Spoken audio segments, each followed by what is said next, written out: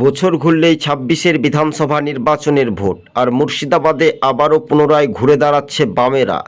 কার্যত তৃণমূল ছেড়ে সিপিআইএম পার্টিতে যোগদান প্রায় ৬০০ জনেরও বেশি ভোটার। মুর্শিদাবাদের ডোমকল একাধিক জায়গায় যে চিত্রগুলো, বামেদের কোন কোন আসন বামেরা জয়ী হতে পারে।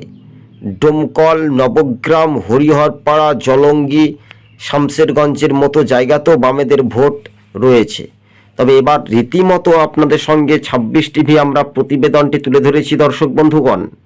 সরাসরি ডোমকলে বামেদের শক্ত ঘাঁটি, যারা একসময় বামেদের পার্টি করত, তারা পুনরায় ঘরের ছেলে ঘরেই ফিরল। অন্য দল তৃণমূলে গিয়েছিল, তাই তৃণমূলের দুর্নীতির কারণেই ফের পুনরায় সিপিআইএম পার্টিতে ফিরে এসেই নতুন চমক দেখা গেল। আপনারা আমাদের চ্যানেলটিকে সাবস্ক্রাইব করে পাশে থাকবেন। আজকে ছিল আমাদের এই পর্যন্ত প্রতিবেদন দর্শক বন্ধুগণ।